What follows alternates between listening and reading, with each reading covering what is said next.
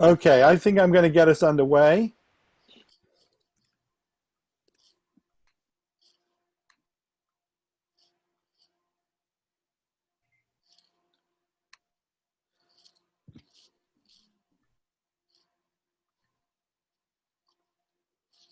I'm going to try and get us underway. I'm not sure if you're seeing me or not. Maybe Destry, you can give me a thumbs up if you can see me, because yes, okay, good.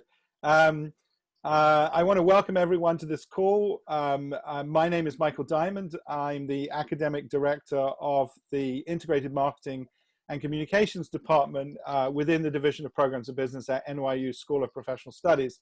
And it's absolutely my delight to welcome you all to this panel.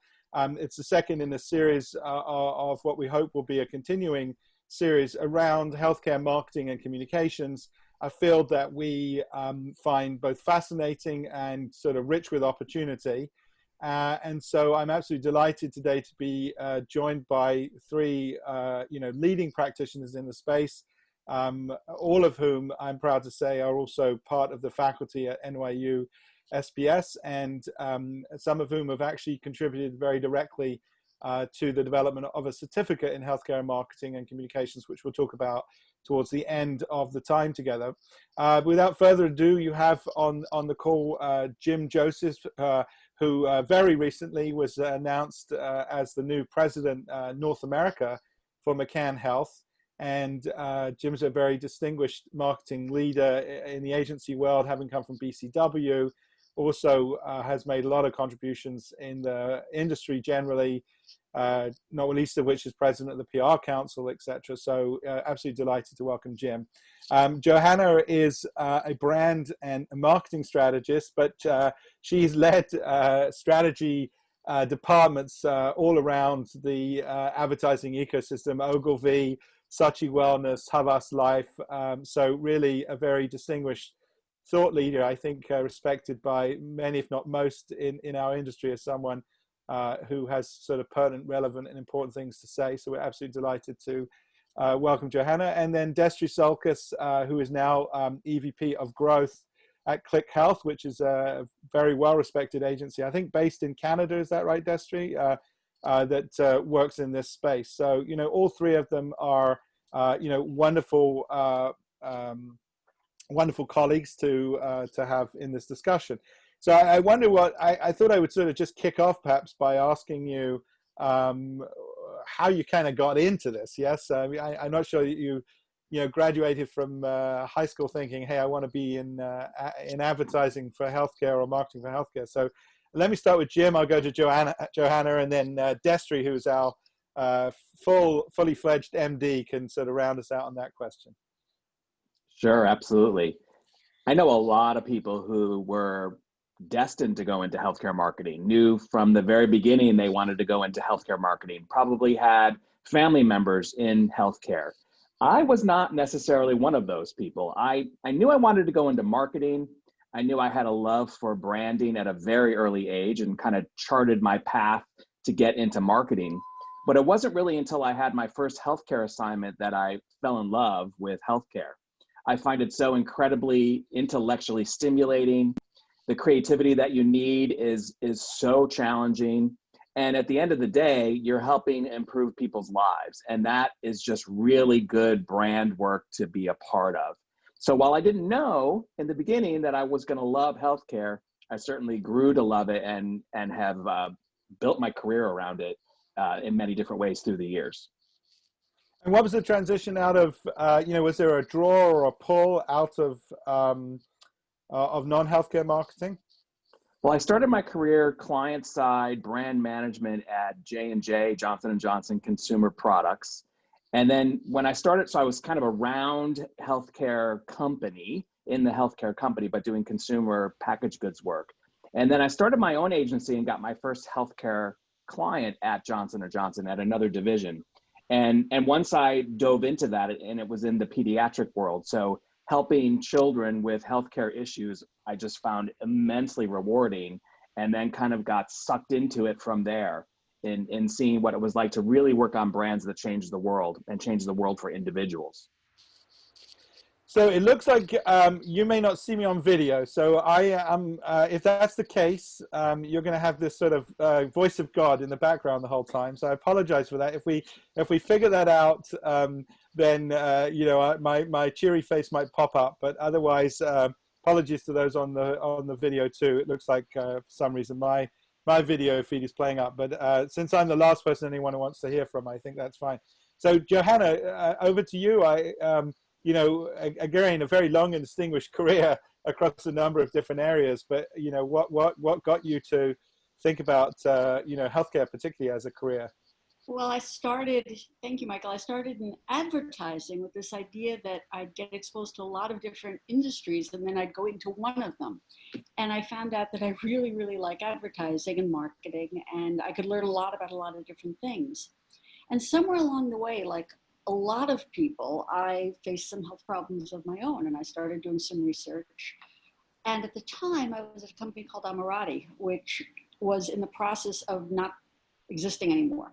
So I was looking around for work, and I got two interviews. One was for Ogilvy, all in strategy, and one was for Wunderman Health. I'd worked at Wunderman several years before, just at Wunderman. And funnily enough, Ogilvy said, well, you haven't worked in healthcare, so we can't take you. And Wunderman said, oh, you haven't worked in healthcare, when can you start? So I was very lucky. And in the meantime, and this is obviously not a prerequisite for anybody listening to the call, but I'd published a couple of books for women's healthcare. So I'd had this emerging idea that I wanted to focus in this area more. And it was sheer dumb luck and a nice network, which I encourage everybody to have, that got me these calls. And ironically, of course, 10 years later, I was running the strategy department, as you mentioned, at Ogilvy Health. So it all came around. And just to shout out to some people who really helped me along the way, Jim Joseph, who on my screen is to my left, hired me at Saatchi Wellness, and Destry to my right, and I were fabulous colleagues at WP Health. So it's been a really rewarding thing, both personally, professionally, in terms of colleagues and relationships. And I completely agree with Jim. You look all around you, and certainly the older we get, the more people have health needs. Even if you're young, you see your parents, your grandparents, your aunts and uncles, and it becomes very real. I was working at Amirati, I was working on tech, and it was a whole lot of fun, but it's not the same to look at somebody who has Parkinson's or arthritis or migraines and say, gee, maybe I can do something to make their life a little bit nicer. Yeah, I think that's a theme, you know, that we've heard from a lot of our, you know, colleagues and people who've spoken, and indeed people that have reached out to us as interested in the certificate, which is this idea that, you know, ultimately you're doing something to help, or you're engaged in a you know, putting marketing and advertising to work. So Destry, you are clearly an MD, so there's some obvious connectivity there. But why MD? But more importantly, you know, what took you then into advertising and marketing? Yeah, good question. After my medical training, I knew that I had a strong interest in business because I actually got MD and MBA together. So rather than jump right into my residency, I went to a medical device company and started, kind of like Jim, working on the client side, helping to launch actually a laser for retinal scanning. And by flying around the world, teaching doctors how to use it, and then getting closer to the marketing department and trying to understand why doctors would use it, why they wouldn't use it, what it did for patients, you know, what it could promise to deliver versus not promise to deliver. I really just had like this attraction to the idea of human nature, you know, and what makes us make the decisions that we're making. And so I never went back and did residency. Wound up staying client side for a little while, but then started my own company, actually doing online education for doctors, eventually acquired by WebMD. And since then started another company doing healthcare analytics, which delivers insights to the pharmaceutical sector, really around clinical data and what's happening with patient populations. And from there got into advertising because all those insights were ultimately used by the advertising industry to go create messaging for these different target audiences.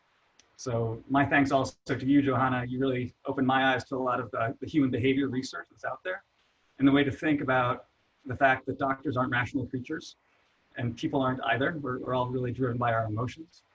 And that's part of why actually I'm here with you, Michael, working on the certificate course, because in my day job, I've been asked to do something kind of similar, which is how do we onboard these folks from outside healthcare to bring a lot of creativity and a lot of great knowledge into the healthcare space and get them ramped up really fast. So that's part of what I have a passion for, is helping people understand this crazy healthcare world that we're in. Yeah, and I think that journey has been a really fascinating one.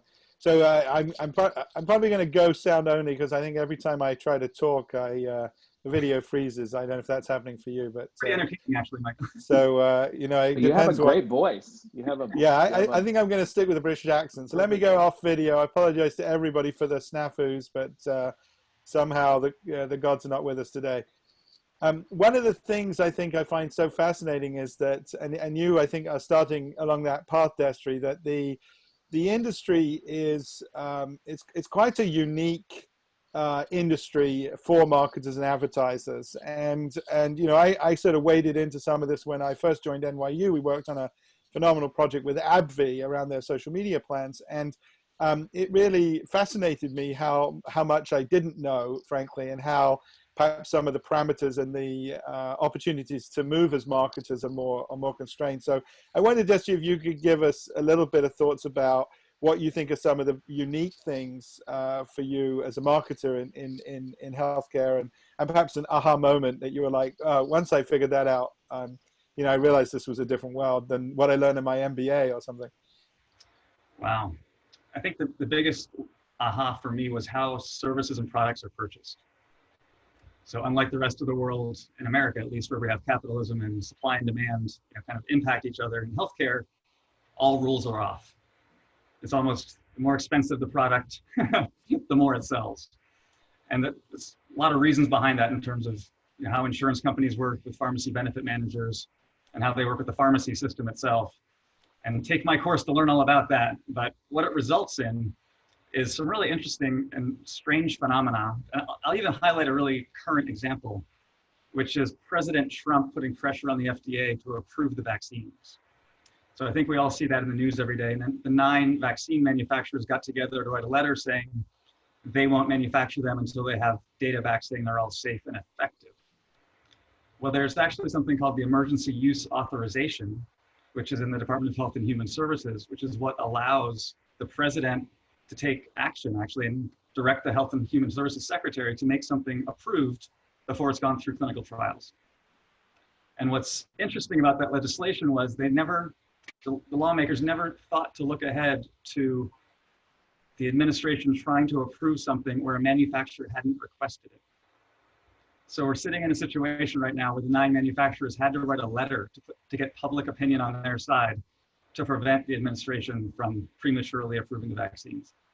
So those are the kind of intricacies in the healthcare system that folks don't really know about until you get deeply involved. Yeah, I mean, that's a fascinating example, actually, and one I wasn't really aware of. Thank you for bringing it to our attention. I'm wondering, in that context, Johanna, you know, as strategists, you know, we like to think big. You know, we like to, you know, our world is our oyster. We're interested in consumer insights and behavior and things like that. But you know, you are somewhat constrained in what you can ultimately do. What's unique about being a strategist in this space? I mean, do you feel constrained? Or is there a way to think about how to take that constraint and perhaps make it part of the calculus? So such an interesting question. So of course we have to divide it into RX or OTC, because OTC operates, as Destry said, in a capitalist system. And if I want you to buy, or if I hope you'll buy Excedrin, I can send you to CVS or Walmart. But if we're talking about a drug for a disease that's prescribed and regulated, the behaviors are the same. The process might be a little different because there are more steps. So as a marketer, I want my patient to become informed, to talk to their doctor, to ask their doctor about my product. I have to get the doctor in the same mind frame. So in the room where that conversation happens, there are 2 people who are primed for that conversation. But then there's another step, because the doctor needs to write the script, and then the person has to go to the drugstore and get it or order it, you know, so they get it online. And often you find that 70 to 80% of people do that, but another 20 to 30% don't.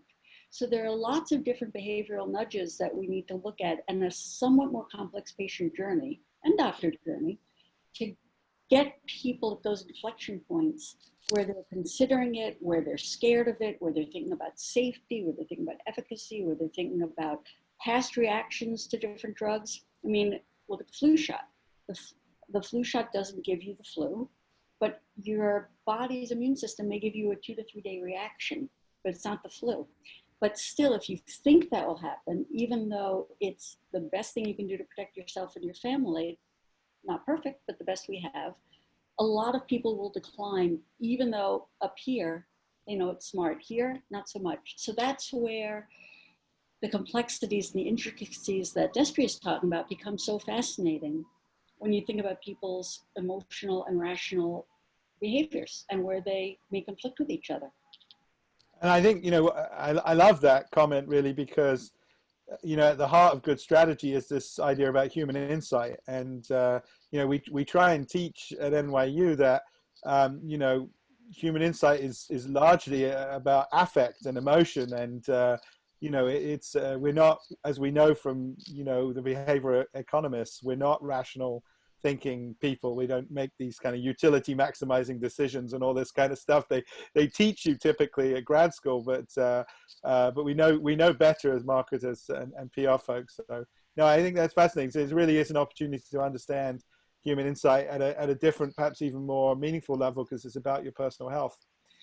Hey Jim, I'm curious, you are on the crux of this sort of transition, or actually you're in it now.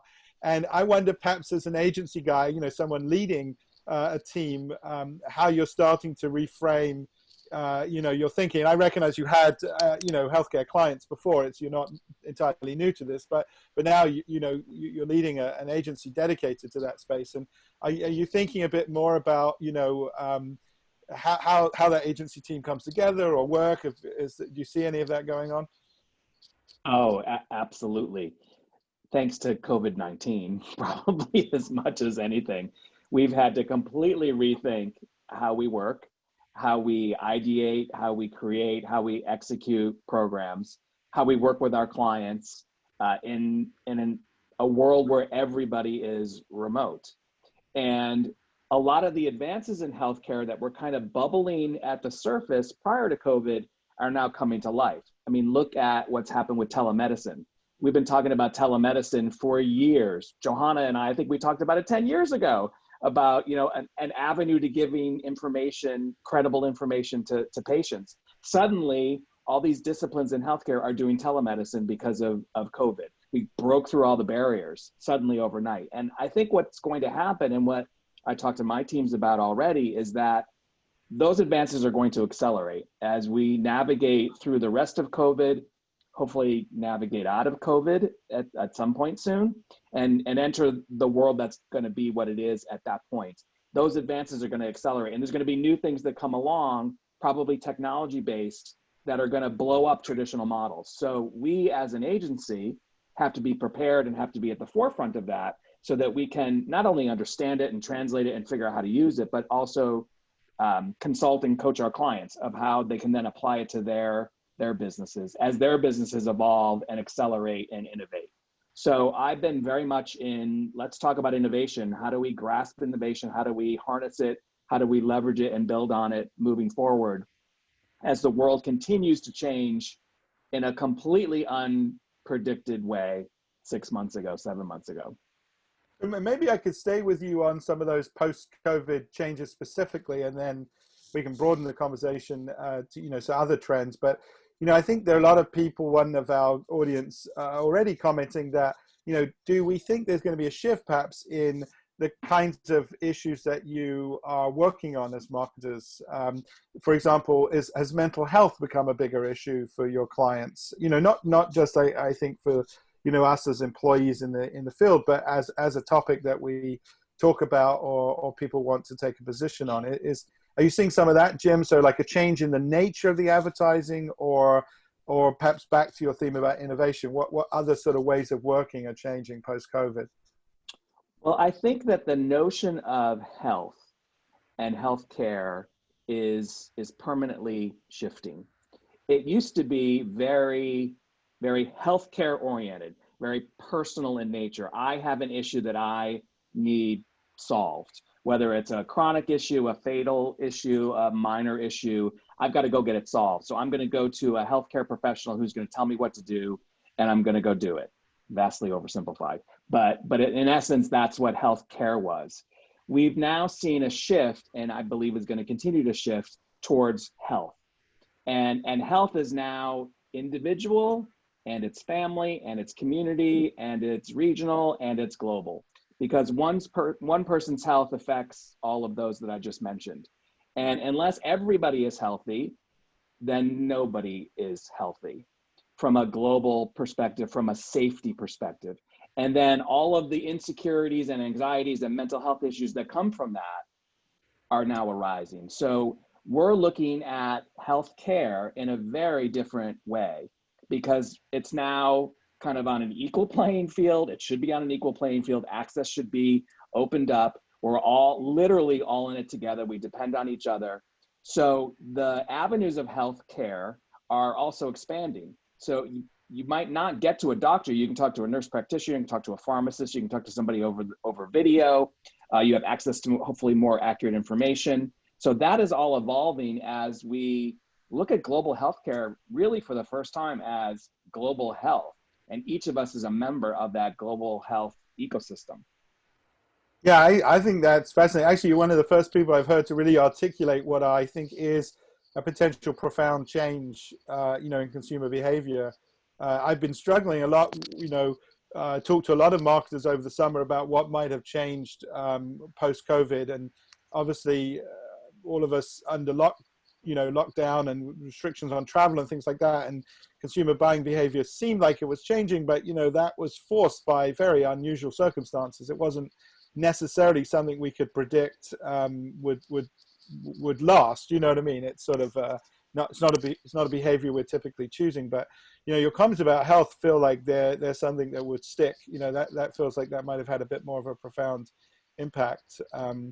I wonder, maybe I should move the conversation to Destry a little bit about data and technology, and then I'm sure Johanna too has some thoughts on what's changing. But just to pick up that question, we were talking telemedicine, but it's obviously way beyond telemedicine. There's a lot of stuff going on with I call, or probably quoting someone else here, the quantified self. That's this obsession we all have with checking heartbeats, pulse rates, weight gain, loss, whatever it is. How do you see some of that and the data that we're all collecting impacting or shaping health, healthcare generally, or marketing and advertising? Yeah, I'll take the marketing and advertising side because that's where I've been focused. And the really exciting thing for me as a doctor was I've been thinking this ever since medical training, which was the data is all there in the insurance companies. They know exactly who has what conditions, when, and who needs what kind of care and is not getting it. And for a long time, it just sat there in the dark, inaccessible. But now suddenly, everything's in the cloud, the data's free. And it's really the democratization of healthcare and data. So what that means for us in marketing is that we can hone in directly. And there are tools, like really amazing tools that I built with some of my friends at Ogilvy, in fact, where you can go in and find doctors who are seeing patients that meet very specific criteria and make sure you're delivering the education to the right doctor at the right time and not wasting money or effort by kind of overwhelming doctors that don't see those kind of patients.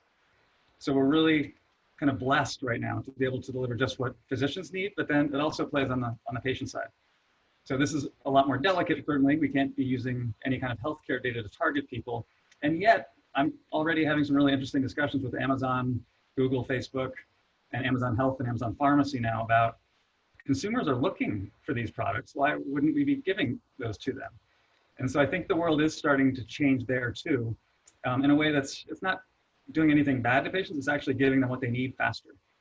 So pretty amazing changes happening right now. I think that's actually a big attractor for a lot of technology and marketing folks to come into this sector, because things are changing in a way that they've never changed before.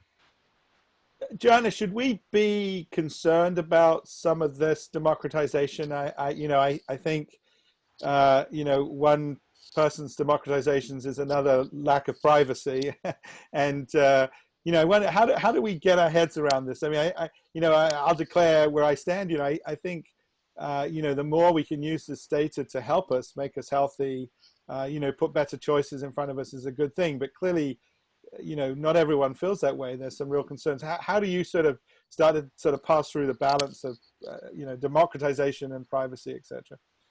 So I want to answer that by building on something from Jim's conversation, and then I'll come to that because you sort of read my mind on what I was thinking, being a contrarian sometimes. But when Jim was talking about post-COVID marketing, he was talking about the wonderful upside.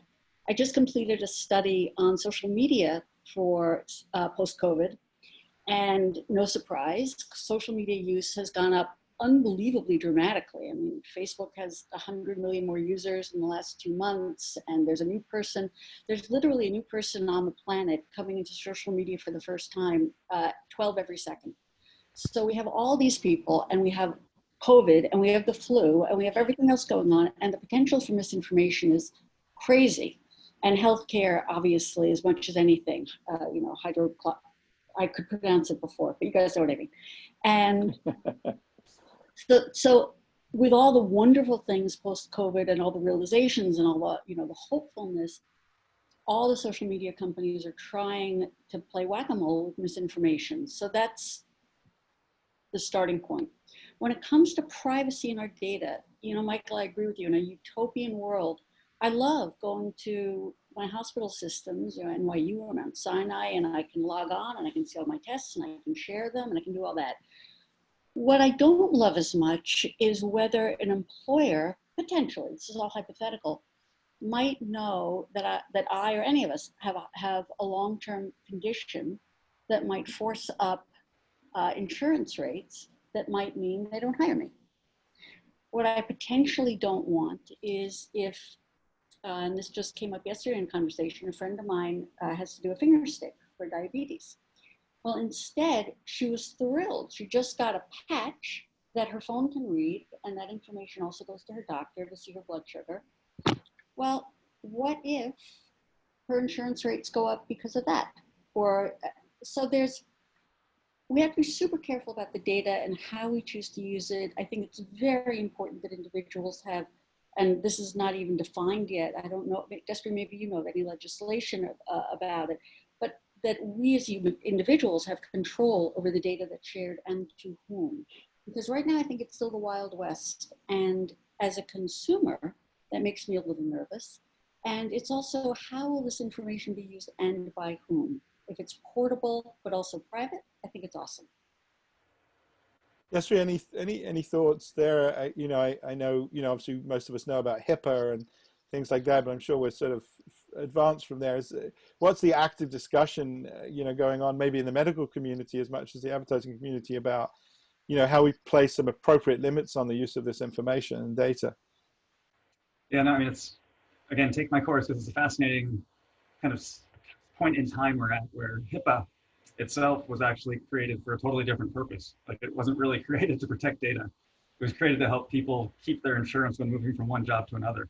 There just happened to be a clause in there that said you couldn't share the data. So it's really woefully kind of not appropriate for all the data that we have available today. And so that's what's happening is, I think to Johanna's point, and we've done some surveys for this back in my Wonderman days, where the human behavior piece is we're all scared to death that people are going to get our data and screw us somehow, right? And jack up our insurance rates, take our insurance away, whatever it is, it's bad. But on the other hand, there's nothing we can actually do about it. There's this kind of helplessness where, are you really going to log off Facebook? Are you really going to log off Google? Are you really going to log off Instagram? Like, people are like, well, I actually like those things better than I'm scared of them. And so we're in this very uncomfortable situation, I think, right now, where leadership is really needed. And I think we haven't quite seen it, right, from the Mark Zuckerbergs of the world to make us feel more comfortable. They're actually making us feel a little less comfortable. Yeah.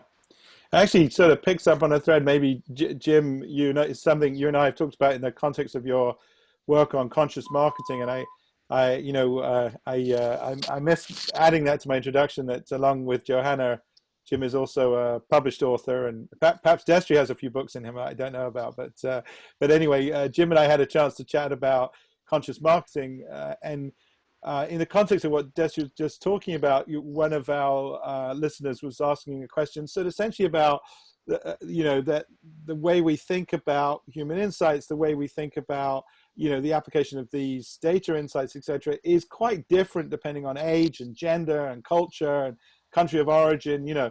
And so, you know, how do we think about sort of leveling the playing field in a very multicultural, you know, world that we live in, you know, I mean, or again, is that sort of conscious and front and center for marketers thinking about, you know, marketing healthcare services, products, etc.? Well, I think we level the playing field by understanding that it's not level, and that there's no way you can average things out, because when you average things out, you miss details that are vital to people's lives. So while we want to level the playing field by making sure everyone has access to proper health care, has accurate information, to Johanna's point, understands what they need to do to stay safe, stay well, treat an issue. While we want to level the playing field that way, we have to understand that everyone's coming at it from a different perspective, shall we say.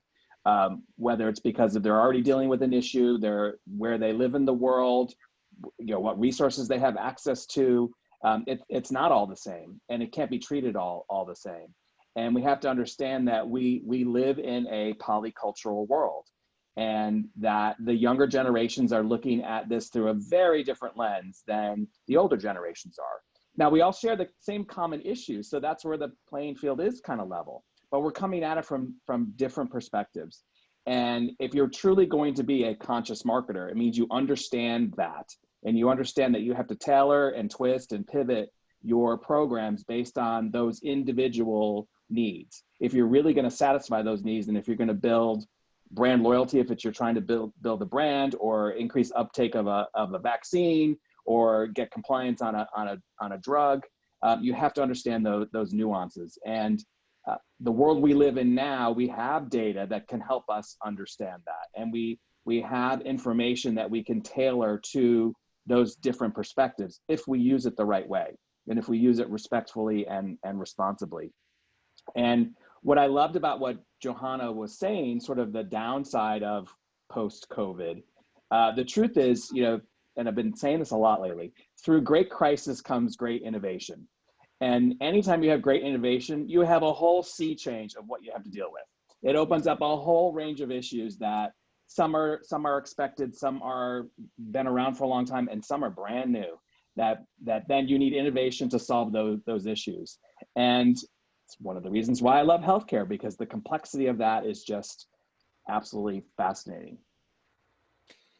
So I think that's a great segue. I mean, in a complex environment, obviously, folks like the three of you, you know, you rise to the challenge. That makes your day that much more interesting, problems to solve. But so for young people, maybe Johanna, it sounds like you've had an enormous influence on a large number of, you know, people in different environments, which is just tremendous to hear. And I know as a teacher, you know, that mentorship shows through. But what would you advise young people in terms of, you know, the skill sets that they need to start building? And what do you think represents, you know, the full package for a well-trained healthcare marketer and communications person?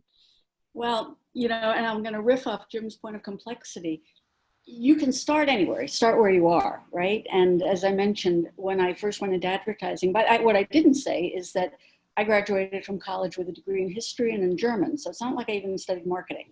So when I first got into advertising at what was then Wunderman, Orkata, and Klein, you know, I learned on the job, and it was a wonderful environment for that. So when I say what I'm about to say, I don't want anybody to feel like it's overwhelming, but let me lay out the full package as briefly as I can. One is to know the tools of the trade, right? So you're not going to know everything, but if you can really dive into some books and articles or slideshares or podcasts or videos about social media marketing, about what's going on in Facebook groups, about what's going on LinkedIn or on Doximity or any of the healthcare platforms, so chalk one up. If you can really, and I'm assuming that most of the people, if you're on this call, it's not because you're in a creative department, because that might be a whole other skill set, but let's just focus on if you're an account or in strategy and in the business side, the data side. That's one. Number two, read about choose your medium, but choose a good one. You know, the Times, the Journal, you know, the Guardian, the Washington Post. You know, I'm not worried about the political affiliation, just the credibility, and read about what's happening in the healthcare industry and about healthcare. I saw an article a day or so ago that speaks to Destry's point about technology. Houses are being built with healthcare technology in them, so the floor can call the police if you fall, and your mirror can call your eye doctor if your vision changes. So all kinds of things are happening there, and that will help you be ahead of the curve. The third thing is listen. So one of the things I found most instructive, and I still love doing this, doctors write memoirs, patients write memoirs. There's some beautiful titles that you can read and really get to know what's going on in the heart and mind of somebody who's able to provide that texture and that color in a beautiful and moving way. And there are a lot of bestsellers like this. So if you whatever your job is, I don't care if you're a strategist, but the more you can understand what's going on with a doctor in a particular field, not every doctor is the same, and a patient with a particular condition, and that's always different, you get a window into what we do for a living, and it will give you the building blocks to start asking different questions at different stages of your own journey in whatever condition you happen to be working in.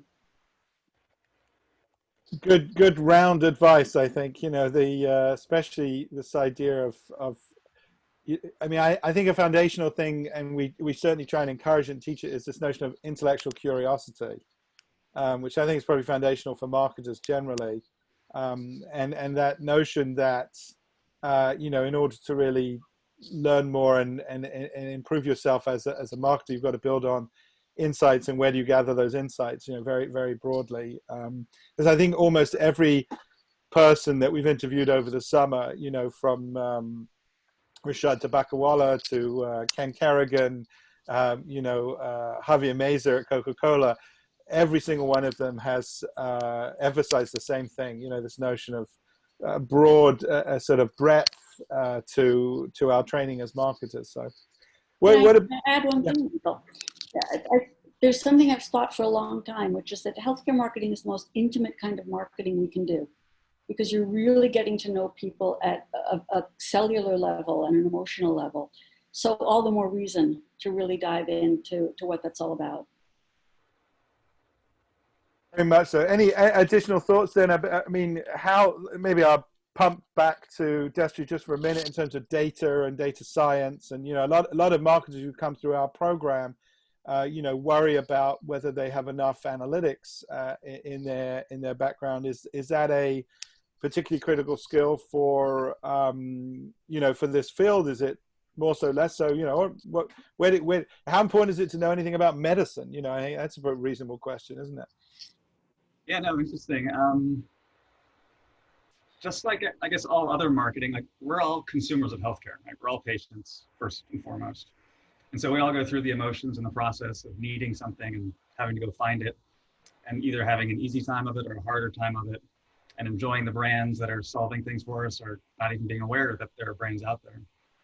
And I think one of the things that's kind of very unique about healthcare really is, as opposed to like a Coke versus Pepsi, where picking one over the other as far as being an ad agency, you could kind of say is the same thing, right? They're both like market leaders in a category with nothing much to distinguish them besides their brand. In healthcare, it's much, much different, right? We have drugs that have an 80% cure rate and drugs that have a 40% cure rate. And as an agency, we get to actually select who we go and pitch and try to win business with. And a lot of times there's a drug that's really kind of fourth to market, not really adding anything for a patient. Nobody's really going to want to work on it because it doesn't make you feel good if you're trying to help this brand that really isn't helping patients do well. So that's where I feel like you don't need to be an analytics expert and you don't need to be a medical expert, but you need to know who to go to within the agency to get those answers. Because there are plenty of analytics experts and plenty of medical experts. And when everyone works together is when you kind of get the culture of your own group and figure out what kind of business you want to go after. It would seem to me too, you need to know how to frame the questions. Yeah, I mean, that's probably another insight. We encourage students at in our grad programs as well as our certificates, but it's often as much about framing the questions. And one of the things we're thinking about, and we'll obviously discuss this at the end in the certificate review is some of the foundations. I mean, if I can make an analogy, and it may be an inept one, many impressionist artists were trained formally. They understood how to paint very formally in a place that looks like Paris, where Destry, it's actually Washington Square, but it looks like Destry's in Paris. But there's a belief, and I think we have the same with our certificate, that you need the foundations. It'd be nice to skip them, but you actually do need the foundations. But then you innovate on top of that. But hey, Jim, maybe round this thought out, and then we'll talk a little about career paths. And I'm trying to pick up folks' questions. They come in, and some have been answered live as well, which is fabulous. I often ask this question, which is, when you employ young, AEs or junior strategists or whoever it is, and, they come with some fancy education, Brown, Harvard, NYU, whatever, Tufts. Johanna had a wonderful education at Tufts, but you say to yourself, gosh, I wish the universities would teach X, Y, Z. Yes. Why don't they teach X, Y, Z? What comes to mind when you think about, are there sorts of skills which, we should be teaching, or students should try and, pick up before they start on their career? I think it's probably the softer skills, to be honest with you. When I think back to my time in college and grad school, and I've been teaching, thanks to Johanna, by the way, I've been teaching at NYU for 10 years. This is my 10th year. Johanna pulled me in those many years ago. And I see how we teach, which is very pragmatically, which is awesome. But I think we need to teach the softer skills. And Michael, at the risk of repeating myself, because I've talked about this in a couple of our webinars and lunch and learns that we've done together, I'm finding more and more, particularly in healthcare, particularly in the year that we've lived in, not only with the pandemic, but with the massive outcry for racial justice, that it's more and more important for marketers to have empathy. And I used to talk about how important it was to be creative in the broadest sense. And while that's still true, I sort of feel like that's table stakes. But when you're empathetic, then you can shine in this profession, because if you can understand what other people, or doctors or nurses or pharmacists or optometrists or insurance providers, whoever it is that you're trying to target, if you can understand what they're going through and the struggles they're having in their day-to-day life, and how you as a brand or a company or an offering can fix that from their perspective, then you will be a better marketer, particularly in healthcare, which is, riddled with emotions, which is a complex ecosystem of all of the above that I just mentioned.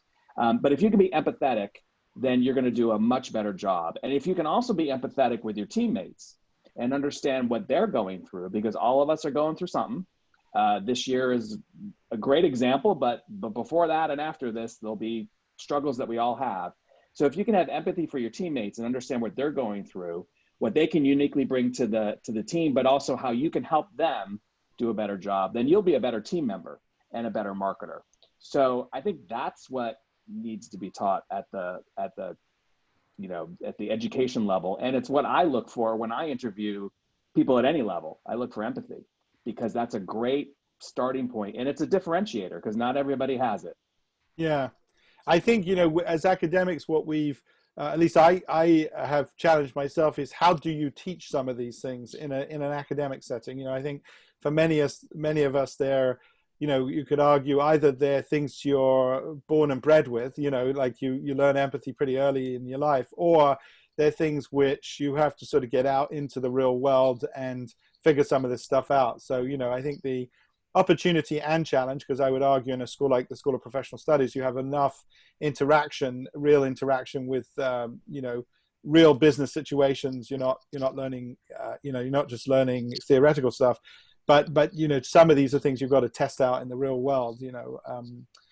Let's transition a little bit. We have 10 minutes or so, and students always are keen to learn about career paths, and how you get a job. This becomes a critical question. I would suggest, and one of the paths I think is to get some credentials and get some knowledge, and there are several ways to do that, including the certificate that we're all working on. But what's your sense of, if you're advising your niece or nephew who have just graduated from undergrad or graduated from a grad program like ours, or maybe want to transition into this field, what would be your counsel about how folks can best go about looking for a career or switching a career? And maybe I'll start with Johanna and then go to Destry and finish up with Jim. Well, I thank you, Michael. I neglected to say this earlier when I was talking about my career path, but one of the things that I did early on before healthcare was take an NYU certificate in marketing. It was then called integrated marketing. And what happened was I got to know a lot of my classmates, and I stayed friends with a couple of them for quite a long time. So one of the big things is wherever you go and whatever you do, and I should also say it set me up for fabulous question and answers when I was applying for advertising jobs, and I did get in to some places, I think based on the fact that I knew things that I wouldn't have known otherwise. In terms of getting a job, my best advice is to network. Make friends with the people at your current job. Find out who your parents know. This is very personal a moment because my niece graduated with a degree in advertising, and she networked with friends. I helped her with some of my friends, and everybody was very generous. But it's a whisper network, and so the more people you talk to, the better chance that you'll spark with somebody and they with you. The summer I was looking for a job in advertising, I talked to 90 people. Any party I went, there are no parties right now, but anybody I met who was kind of close to that industry, I asked if I could buy them a coffee or have 10 minutes. And I've kept that habit lifelong. Yeah, and I guess there are, we've had some seminars actually on how to do this in a virtual world as well. We have one of our colleagues, actually who's written a couple of books on this space about networking virtually and interviewing virtually, and I think those lessons translate. And obviously LinkedIn is a wonderful resource. Destry, thoughts about let's as they say in the UK, getting out of brass tacks. I want a job. How do I get a job in healthcare marketing? And maybe you have some perspective on agency versus brands, in-house versus consulting. What's your advice these days? So I think it's kind of hard to get a job on the client side right out of college without much experience relative to the agency world. At least that's been my experience. And in fact, my son just recently got a job at an agency, and it wasn't through me even. It was through starting to network, like you said, Johanna, and the networking led him to really not even meet the people that got him the job, but learn about new types of jobs and new companies that he hadn't been thinking about. And what it led to was him really getting almost kind of like a listing of all the different kinds of healthcare agencies in the region where he wanted to live. And then he just started combing, the job postings day by day, talking to the recruiters at the companies, had a few interviews that didn't go anywhere. And eventually a company he hadn't even heard of, he wound up getting a job offer. So it's not easy, especially weird COVID times, but keep on doing your research and being persistent, I think, is probably the key. Yeah. And I think, for students at the school, there are these wonderful resources at the Wasserman Center for anybody, who's listening in, our students, but even more broadly, the online resources that there are amazing, I think. I'm just going to remind everybody, if you do have some questions that you want to get answered, there's a Q&A chat down the bottom. I think we've had several in, which we're trying to handle as we go. But if there are any other questions, stick them in. But I'll give Jim some of the closing thoughts around this notion of career paths and getting into the industry. And maybe you could share. You're a very generous fellow, so you might not think this way, but some spectacular fails that you've witnessed. I think there's some learning in how not to do it as much as how best to do it. But, Sure. Well, I completely agree with what Destry said and Johanna about networking and doing your homework. The layer that I would add to that is really, really think hard about what you want and what your passions are and what kind of a career in healthcare you want. Because healthcare is gigantic, it's overwhelming. So if you think, take an inventory and really think hard about, well, what is it that you want? And then research that and network around that and approach people with specificity about what you're looking for. You're much more likely to get a door opened. I mean, I can tell you that I get inquiries constantly, and the ones that are, Jim, I want a career in marketing, what should I do? Or I really love branding, what should I do? Or can you help me, like, give me advice on how to find a job? Like, that's just too broad for most people. But the people that reach out to me and say, you know, I'm just gonna make this up, Jim, I have a passion for writing.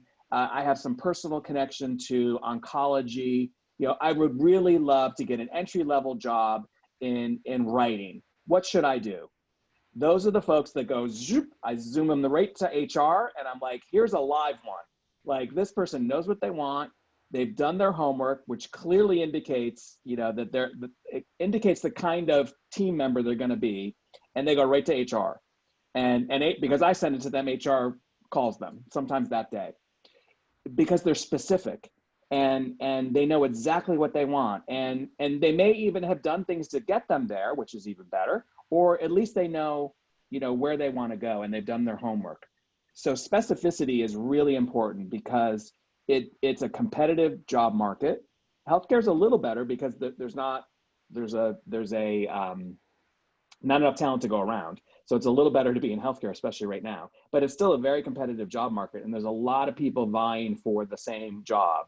So the more you can demonstrate that you know that's what you want, then an employer is going to say, well, if they want it that bad, they're going to be a great team member.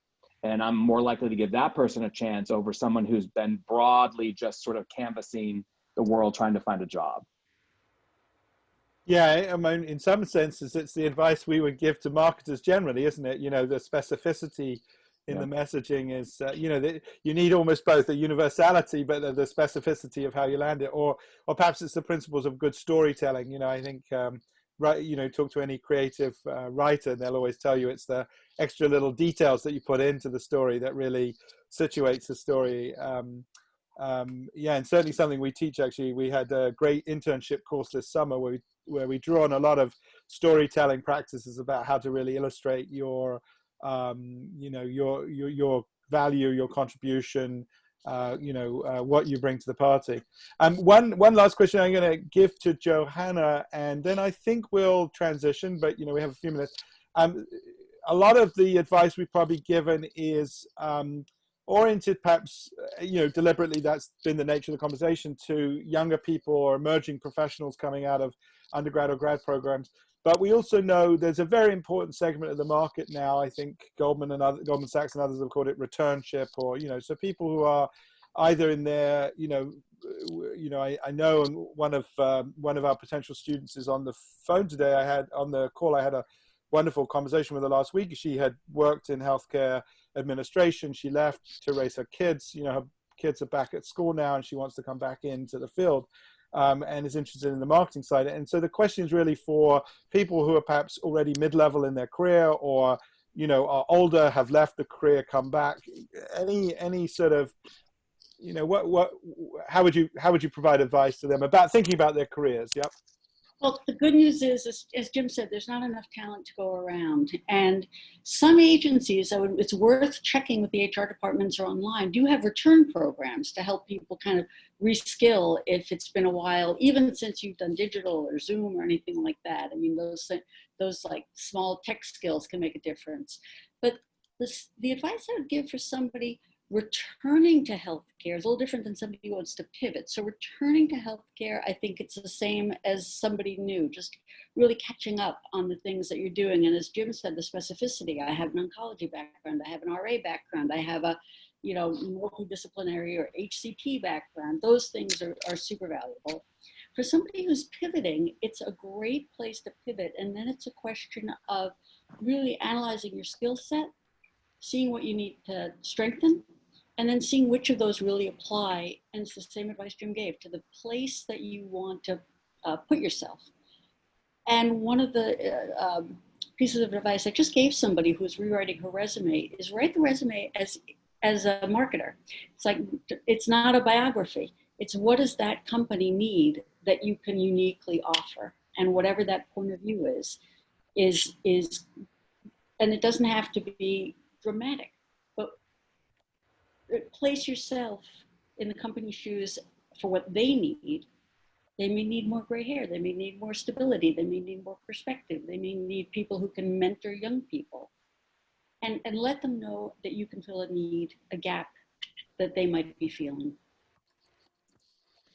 Phenomenal. Well, a wonderful place to finish this conversation. You know, a gap to fill is rich music to marketers' ears, I think, and certainly good personal advice as well. I want to thank our panel. I want to be respectful of their time. They spent a wonderful hour with us, which is tremendous. I'm going to transition us out into a discussion on the certificates. I hope that our participants will stay and ignore some of the sort of transitional buzz. But Destry, Johanna, and Jim, once again, a great pleasure, and thank you very much for joining us. Thank you, Michael. What a pleasure. Awesome. Bye, everybody. Take the certificate. It's fabulous. All right. Yeah, folks, those who want to stay on, please stay on. Let me see if I can start my video even. Let's give this one more try. Sorry, guys. I apologize that, no, I'm still blank. So I do apologize profusely for that.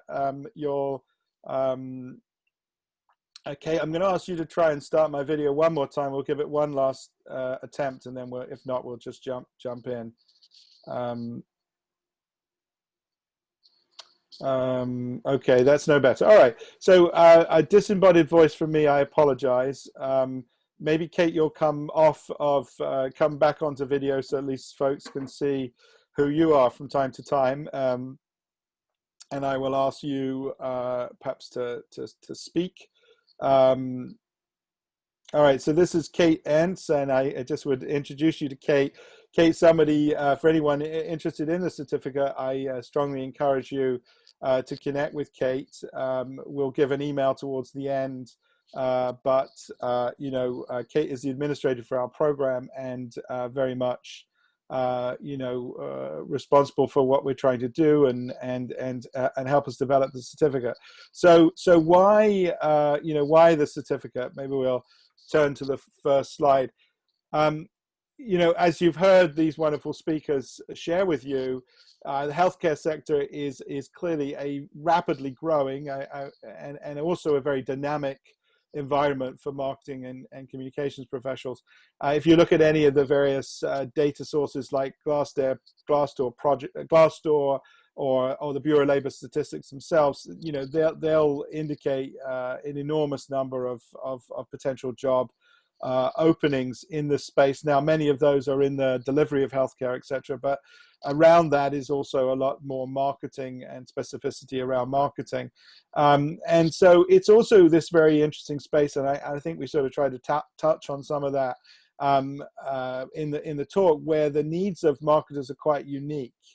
And so I think, you know, we were all very clear in putting this certificate together that there is something more to learn. You know, it's not just like, oh, I've studied marketing, I know all about healthcare marketing. You know, there really is something new, something special, especially around the regulatory environment, etc. You know, it's also, and I think Johanna and others really got to this, and Destry, the idea that the business models, the sort of accepted models of how the healthcare was delivered and developed, you know, so broadly pharma or hospitals or doctors, and you know, that's radically changing because of data and digital, and so you really need to sort of stay up to date with what some of those latest changes are, and we've included things like that in the degree. And then finally, I think that, you know, even the fundamentals, which we do cover, are things that need some levels of customizations. And so the people teaching you will be practitioners in healthcare marketing. Yes, you know, people who've come out of pharma companies, have come out of hospital administration, who've come out of agencies, etc. So they're not. It's not just you know, another marketing course which you'll go off and try and apply. These are really more closely defined things. That's the main imperative. And if you want to switch to the next slide, we can sort of talk a little bit more about the degree in some detail. You want to advance one slide there, Kate, and I'll pick up the conversation.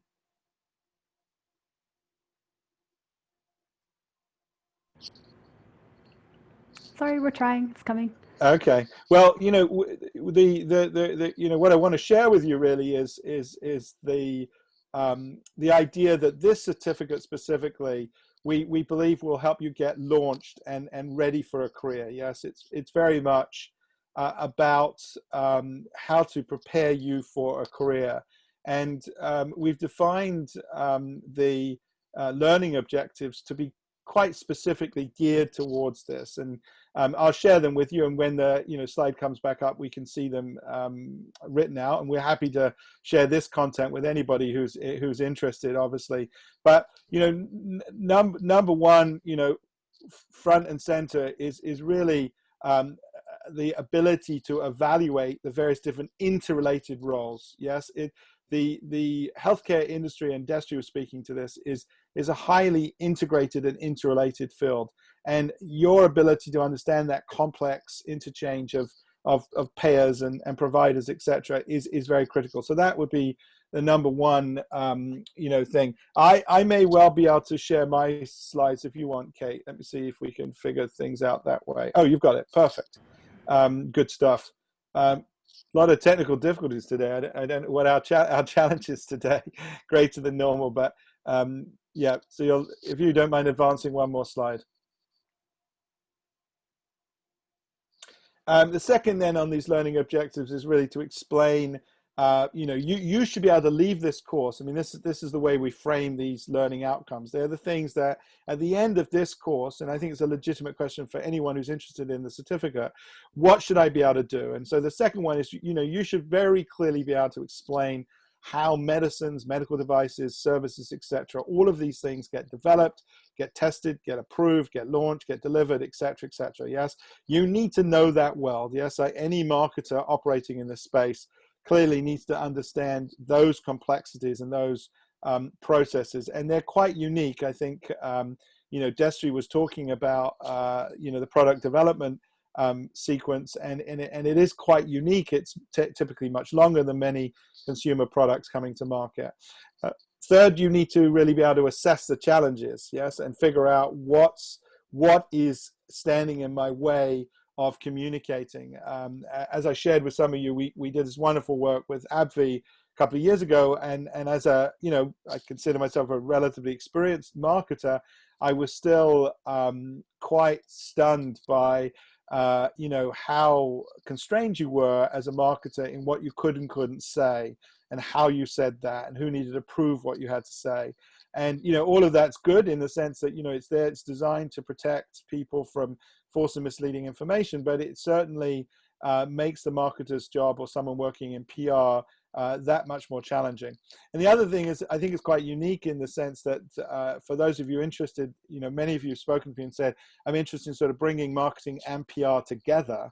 And I think for those who are interested in bringing marketing and PR together, this is actually a very interesting certificate, because we think about those two things integrated, and arguably in healthcare, those two disciplines are more integrated perhaps than anywhere else you see. I mean, it's a function of being a regulated industry, but it's definitely true in healthcare.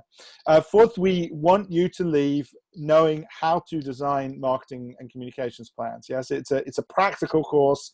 I can't emphasize that enough. It's not theoretical.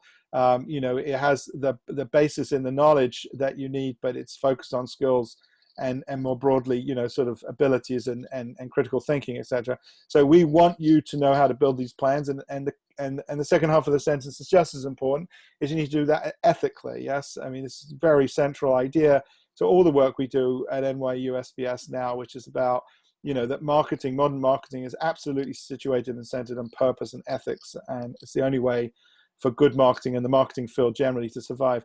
And the other part of that second half of the sentence is that you typically are marketing through an organization, yes? And so you need to learn how to, help drive growth in that organization. That's the mission of the organization. And finally, on that theme, modern marketers are called upon more and more to really demonstrate their value to the bottom line. And there's an argument to say that marketers lost track a little bit. They got either obsessed too much about digital marketing in the sense that it had these very quick, measurable returns, but was not necessarily contributing to the broader and bigger growth objectives, or they lived in a world that was highly focused on creative and somehow saw itself isolated from business growth. So, we believe another fundamental thing that it really, you can't have one without the other in marketing. These two things are situated together. So, so if we progress a little bit more, we can talk you through, if you want to advance the slide there, the way the certificate is structured, there are essentially two foundation courses that we encourage you strongly to take first. They will give you the overall introduction to both the healthcare system and some of these unique elements of marketing and communications. But then you can choose 2 out of the 5 electives, depending on sort of where you are more interested in putting your time. The idea of the more holistic journey that patients go on, which several of the speakers started to talk about, and I believe Johanna is developing that content. That's very much around this holistic consumer journey. Crisis comms is an absolutely critical feature, of many businesses, but arguably comes up as much in healthcare environments. With drug manufacturing or medical devices or various disease states, etc. So that's a critical part. The overall measurement of marketing is a core theme of any marketing program today, certainly a core theme of all of the marketing programs at NYU SPS. But the uniqueness arguably here is you have the data directly from the individual in this age of quantified self. So I think there's a lot of interest in how do we take that data, and indeed Destry was talking as much about data we have on doctors, healthcare providers, as much as consumers. How do you measure the impact of that? Disruption and innovation is a place that we'll study together all of these new, sort of digitally driven or in some sense, biologically and chemically driven innovations in the healthcare market. We'll look at the shift to wellness, and the kinds of businesses and business models that are opening up around wellness and mental health, etc. And then finally, this sort of deeper dive into product and brand development, which will be covered in some of the introductory courses, but we'll take a much deeper dive into that. So we're going to pause there, look at questions, and then we'll come back and talk about some of the very pragmatic things about next steps for those of you who are interested. So one of our attendees asked whether the certificate be in addition. So if you are currently a student in our integrated marketing program, you could take this certificate in addition. We're in the process of looking at whether there is some special arrangements we can make for our current students. And you should look out for a notice on that. We're probably early next week, but absolutely, these are things you could take in addition to your Master's Integrated Marketing. We'd encourage you to connect, make sure that you can do the work in alignment with your academic plan. But yes, it's designed, it's an extra cost to you, but it is designed to be complementary. Okay, so any other questions on the certificate itself? If not, I'll monitor the Q&A here, but we can jump to the next page and we'll talk a little bit about the logistics and the pragmatics. So if you want to learn more about the program, and Kate, if you would put the URL into the chat, does everybody see that when you do it? I think so, yes, all panelists and attendees. If you could put the URL into the chat, then Kate will give you the program URL where these courses are described in a bit more detail, and that'll give you some time to review. Obviously, if you have any questions, if you want to connect with some of the folks you've heard from, we can facilitate that. The benefits of enrolling for the certificate. So the course, as we described, is there's a total of 4 classes that you would need to have, 4 courses that you need to have completed to get the certificate. Of course, you can choose to do individual courses, but there are benefits of enrolling in the certificate, including a price reduction as well on the individual courses. And obviously you would receive a certificate at the end, of an official certificate from NYU, which has a benefit. What we'd encourage you to do, full registration is now open. Classes will probably start the week of the 28th of September. We're just looking at the final start dates. So there is definitely time to declare your interest. And you can do that, online, or if you have any questions, please reach out. If any of you are seriously interested in the certificate, maybe concerned about the pricing or anything like that, please reach out to us. As I said, we're working on some arrangements, which will certainly be fleshed out by early next week. But if any of you post this call, say, hey, look, I'm really interested, but I need to think through pricing and the costs and how it gets paid for. I've had that conversation with a couple of folks already. Happy to do so. So I don't know if folks are comfortable. We could certainly unmute you, and you could ask questions specifically. So is that possible? Can we unmute the folks we now have in the call? I don't want to lose any of you, but if you want to speak up, it's sometimes a little easier. Can you do that, Kate? All right. So I think we're unmuting all of you. If you want to obviously go back and mute and there's background noise, then clearly please do so. But if you want to ask a question, perhaps you could do a raise your hand if you want to ask a question, and then ask specifically. But otherwise we'll we'll take them by the Q&A. Okay, one question from how the certificate course is different from other academic degree courses. Is there reduced load, reduced content, project requirements different? I think the basic answer to that question, very reasonable question, is we think about our academic offerings sort of different tiers, with graduate degrees and in some places executive level graduate degrees as perhaps the most intense and broad essays of any subject that we have. Yes, and they typically will take a minimum of 1.5 to 2 years to complete, and they are essentially full-time degrees, requiring you to take 3 or 4 full-time courses during the course of a semester. The certificate degrees are also academic, or certificates are also academic. They carry the full imprimatur of NYU, and they're worked on with the same diligence and academic thought as our full degrees. But they require of the students less in terms of workload. I think the certificate courses for the healthcare certificate probably require somewhere between 6 and 8 hours of work a week, which would mean watching videos, reading, doing the various exercises, etc. They are also offered, in this case, asynchronously, which means you have a lot more flexibility about how and when you complete them. And there is an instructor, so they're not, it's not a MOOC, or it's not a Coursera. You're not left on your own. There is an instructor who's in the, working with you, each week, commenting, etc. But you can actually tackle the material at any time you want. There's no sort of point in time in which the course meets. So hopefully that answers your question. Any other?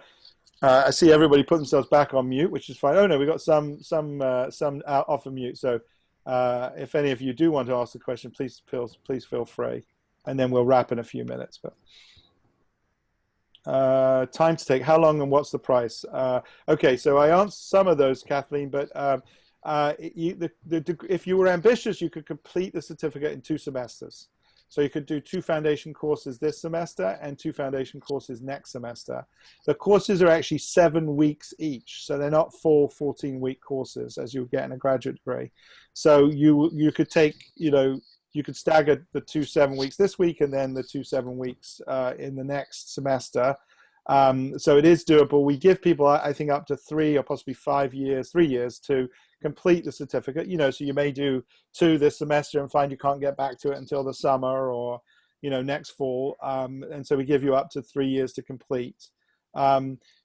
Individual courses are currently around $1,400. As I said, please reach out. We are looking at some what options we can do on pricing, especially since this is sort of a new program, and we're keen to get folks in who are interested in the program. So please reach out if that's an issue at all. But the pricing of the individual course is about $1,400. I would tell you, if you look at other programs, who actually, I've looked at some of them that I'd argue teach less and charge more. This is actually a very good comprehensive value proposition. And the course is not in person, it's asynchronous online with an instructor.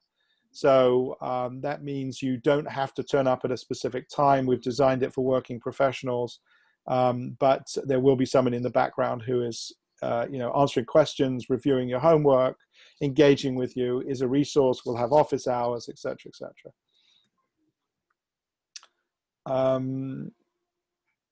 All right. Any other questions online? I see a couple of my colleagues on the list of participants as well. Some who have already taught in the healthcare field as well. So if you have questions for them. Question about NYU accounts. That's a good question. I don't know, Kate. Do students in the program get an NYU.edu account? Kate? Yep, sorry, I was unmuting. No, you won't have an NYU email address if that's the question. Yeah, that's the question. And we can figure out exactly why that is, but I think that's been the standard practice.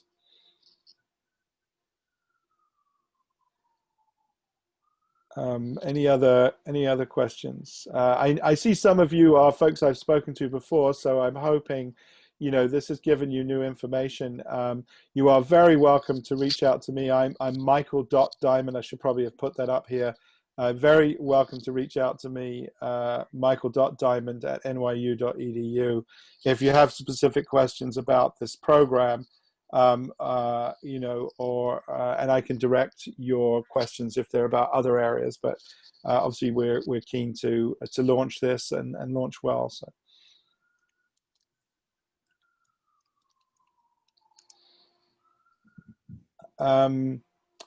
This fall, Destry is teaching, and Margie Kuo, who some of you may have met on a prior forum, they're teaching the 2 foundation courses, and then next semester Johanna is teaching along with a couple of others for the electives. So there's a question in the Q&A about who's teaching this semester. So we decided to launch with the 2 foundation courses this fall, and not the whole set of electives as well, partly because we wanted to pace it that way. But that's the way it's organized for the fall, at least. And Destry and Margie Kuo. Margie Kuo, if those of you didn't meet her, she was 20 years at Pfizer, a very accomplished marketing executive at Pfizer, and now runs her own agency with all sorts of new brands and healthcare products and services. Gina, I see you've raised your hand. If you want to ask a question, please feel free. You'll have to come off mute, and then you can ask a question.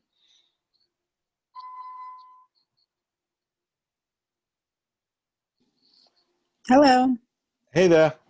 Hi, my question was, would any of these classes count towards future master's degree credits by any chance?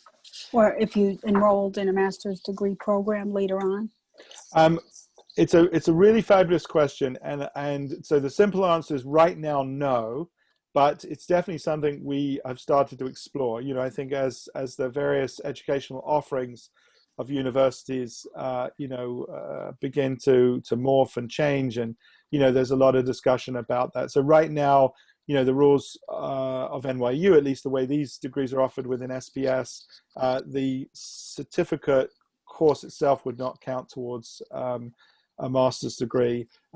Partly also, the content is more specific to healthcare marketing and communications, which is not a degree program we run today. But that's definitely, I would encourage you to watch this space over time. I think that's a useful and a good question and a useful thought. Thank you. Kathleen, I see your hand up. If you want to ask a question, please feel free.